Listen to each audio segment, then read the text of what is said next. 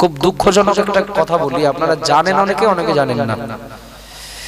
এই বেশিরভাগ মানুষ হজ করতে যান প্রায় শেষ বয়সে না? একটু কথা বলেন না। শেষ বয়সে চাকরি শেষ হবে, কোন মানে দুনিয়ার সব ঝামেলা মিটে যাবে, তো দাদা এইবার হজ করতে যাবে, নানা এইবার হজ করতে যাবে, বাপ এইবার হজ করতে যাবে। আল্লাহু আকবার।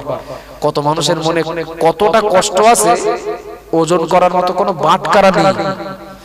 63 বছর বয়সে হজে যাওয়ার জন্য কাগজপত্র রেডি, প্রস্তুতি রেডি, টাকা পয়সা জমা দেওয়া সব রেডি। রেজাল্ট লকডাউন, করোনা, হজে যাওয়া হয়নি।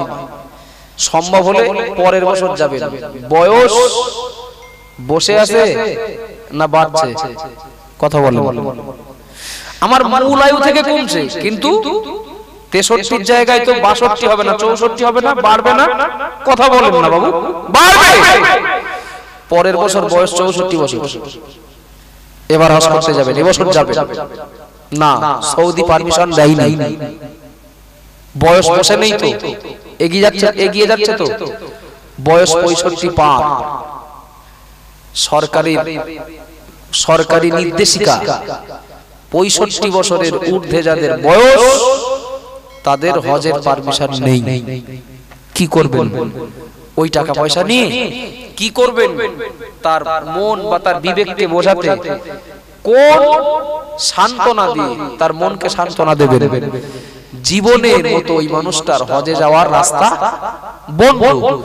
যাদের বয়স 65-র উপরে, লোকটার উপরে হজ ফরজ হয়েছে 10 বছর আগে, 12 বছর আগে, 15 বছর আগে, কিন্তু আজ যায় কাল যায়, এবছর যায় পরের বছর যায়, করতে করতে এক্ষুনি যে পরিস্থিতিতে ভেবো করে কাটছেন, এমন কত মানুষের সাথে দেখা হলে না শুধু কাঁদেন যে জীবনে আমাদের আর খাওয়া দেখা হবে না, জীবনে আমাদের আর নবীর রওজার ধারে দাঁড়িয়ে নবীকে একটু প্রাণ করে সালাম দেব, সেই সুযোগ আমরা জীবনে পাবো না।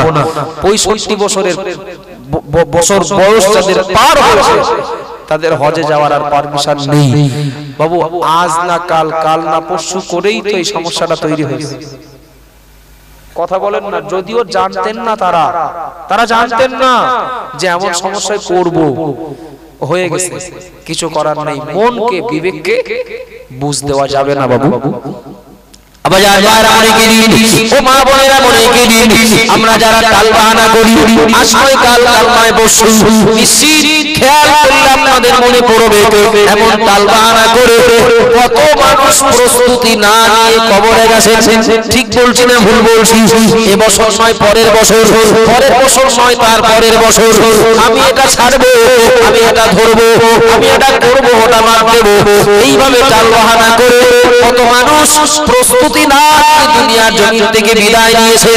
ও বাবাজিরা, ভাইরা, বলি গেলি একটু দয়া করে বলবেন, দুনিয়াতে আপনি আমি বিচরণ করি, দুনিয়াতে আপনি আমি জীবন যাপন করছি। আপনার বাড়ি গাড়া হতে পারে, আমার বাড়ি নির্মাণ করতে পারা, নির্মাণ গ্রামে আমার বাড়ি। ও বাবাজিরা, ভাইরা, একবার ভাবি, কবি রাত্রে আমি মনে করেছি স্ত্রী শরীর খারাপ, কি মেয়েটা শরীর খারাপ, আমার নিজের হঠাৎ কোনো সমস্যা, বাড়িতে চোর ডাকাত হামলা করেছে, দয়া করে বলবেন, দুনিয়াতে বেঁচে থাকা কালীন যখনই কোনো সমস্যায় পড়ি, কাউকে না কাউকে ডাকলে পাশে পাওয়া যাবে, ওই সমস্যার ভাগিদার হবে, বিপদের সময় তারা আমার সঙ্গী হবে, সহযোগী হবে। ও বাবাজিরা, ভাইরা, ও মা বোনেরা, মনে গেলি, কিন্তু দুনিয়ার জমিন থেকে বিদায় নেওয়ার পরে হয়তো কবরস্থান করে জানা যায় শরীক হয় 500 মানুষ, তারা কবরস্থান পর্যন্ত যাবে, কিন্তু মনে কি দিন আসল জায়গায় আমাকে একাই রেখে আসা হবে, পর্দাকে একাই রেখে আসা হবে। বাবা, খোলায় যা হওয়ার, আর যা খাওয়ার, শাস্তি যা হওয়ার, সব তো নিজেকেই ভোগ করতে হবে। ওই জায়গাটাই কেউ ভাগ নেবে না। বাপ মরে যাওয়ার পরে ছেলে কান্নাকাটি করতে করতে অজ্ঞান হয়ে যাবে। স্বামী দুনিয়ার জমিন থেকে বিদায় নেওয়ার পরে স্বামীর বিরহের যন্ত্রণায় স্ত্রী কাঁদতে কাঁদতে অজ্ঞান হয়ে যাবে, বেহুশ হয়ে যাবে, কিন্তু কেউ তো সঙ্গে বলবে না কবরে যাব, কিংবা কেউ বলবে না আমি গুনার ভাগ নেব, পাপের ভাগ নেব। ও বাবা জিয়া ভাইরা বলি গেলি, ও মা বোনেরা বলি গেলি, আমি বোঝার জন্য অনুরোধ করছি বাবা, দুনিয়ার সরকার, দুনিয়ার কেউ যখন আমাদের ভয় দেখাবে, এনআরসি করে ডিটেনশন ক্যাম্পে পাঠিয়ে দেব।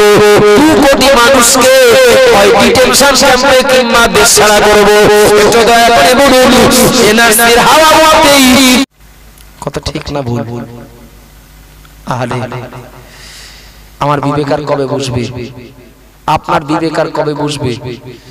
সামান্য 3 দিনের সফরে গেলে যদি একদিন আগের থেকে গোছাতে হয়, 1 মাসের সফরের জন্য যদি 1 সপ্তাহ 10 দিন আগের থেকে গোছাতে হয়, খাটিয়া নামক গাড়িটাই করে গিয়েছেন যারা কমাসের জন্য, ফিরবেন কোনদিন? আমরা যারা যাব, আমরাও তো জীবনে ফিরবো না। যেখানে গেলে আর জীবনে ফেরার কোনো প্রশ্ন নেই। দুনিয়ার সব জায়গায় যাওয়ার তুলনায় কবরে যাওয়ার প্রস্তুতিটা আপনার আমার বেশি মজবুত হওয়ার দরকার না? কথা বলেন না বাবা, কবরে যাওয়ার প্রস্তুতিটা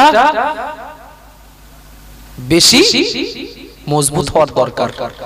কিন্তু সমাজের আরেকটা রোগ বলছি, আমরা তালে ঠিক আছে, তালে ঠিক, কথায় একটা কথা বলে যে যাতে মাতাল তালে ঠিক, এটা কোন একজনের কাছে শোনা আর কি। তো কথাটা একবার ভুল না। যদি বলেন কেন, আপনি প্রত্যেক বাড়ি বাড়ি যে যদি আপনি জিজ্ঞেস করেন, বাবু, চাচা, দাদা, মরণ হবে একদিন, বিশ্বাস করো? বলে বিশ্বাস করি না। তার মানে আচ্ছা, ওই কবরে ফেরেশতারা প্রশ্ন করবে, বিশ্বাস করো? মানে কিরকম বিশ্বাস আমি জানি, ও তো প্রশ্ন করবে। আমলনামা একদিন ওজন করা হবে দাড়িপাল্লায়, মিজানে, বিশ্বাস আছে? মানে খুব আছে। তা ও ব্যাপারে ভাবনা চিন্তা বা প্রস্তুতি এখনো পর্যন্ত তো নেওয়া হয়নি। তুমি নাওনি কি? আপনি নেননি?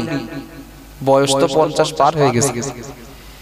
তা কোন জায়গায় যেতে গেলে সেখানকার জোগাড় তো কিছু করতে হয়।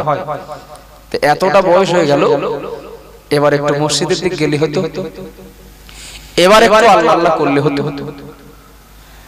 রোগটা হচ্ছে, আমরা একটা সহজ উত্তর দেই, সেটা হলো এখনো মন ঠিক হয়নি। কি হয়নি? এখনো মন ঠিক হয়নি। মন ঠিক করতে পারলাম না, তা নামাজ পড়ে কি করি? লাভ কি? ফায়দা কি? মনটা ঠিক করে নেই, তারপর আমি ঠিক ভালো হয়ে যাব।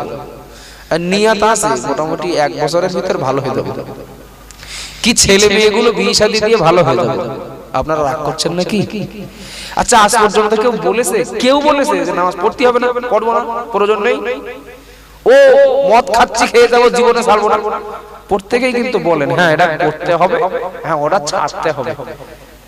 এটা ন্যূনতম ঈমান থাকলেও আসে, এটা তার একটা লক্ষণ। তো করতে হবে, ছাড়তে হবে। কবে সেটা? 1 বছর কি 1.5 বছর, 2 বছর পরে। আপনি সঙ্গে সঙ্গে তাকে একটা প্রশ্ন করুন, আপনি বাঁচবেন কতদিন বলে মনে হয়? গ্যারান্টি দেবেন যে আমি 2 বছর বাঁচবো? কথা বলেন না বাবু, 2 বছর বাঁচবো, 1 বছর বাঁচবো। যখন আপনি তাকে বলবেন আদেশগুলোকে মানতে, নিষেধগুলো ছাড়তে, তখন দেখবেন ভদ্রলোক সময় নেবেন। কিন্তু আপনি যখনই তাকে বলবেন আপনি বাঁচবেন কতদিন, তখন বলবেন ও গ্যারান্টি কি দেওয়া যাবে? দুনিয়াতে আসার সিরিয়াল আছে। আসার সময় বড় ভাই আগে, তারপর মেজো ভাই, তারপর সেজো ভাই, তারপর ছোট ভাই। যাওয়ার তো কোনো সিরিয়াল নেই। যাওয়ার সময় অনেক সময় শেষের দিক থেকেও শুরু হয় না। কথা বলে যাওয়ার সময় শেষের দিক থেকেও শুরু হয়। ও বলা যাবে না কবে মরবো, মানে কতদিন পরে মরবো, ও যখন তখন মরতে পারি। এই বিশ্বাস সবার আছে না? নেই? সবার আছে। যখন তখন মরতে পারি, এই বিশ্বাস সবার আছে। বাবু এবার একটু বলবেন, আমি যদি বলি আমার যখন তখন মরবো এই বিশ্বাস রয়েছে, ফের যদি বলি আমি নামাজ পড়বো 2 বছর পর থেকে, আমার একটা কথার সাথে আর একটা কথার মিল হলো? কথা বলেন না। মরতে পারি যখন তখন এ বিশ্বাস যদি থাকে তাহলে 2 বছর পরে নামাজ পড়বো, আমি এই গ্যারান্টিটা দেই কিভাবে?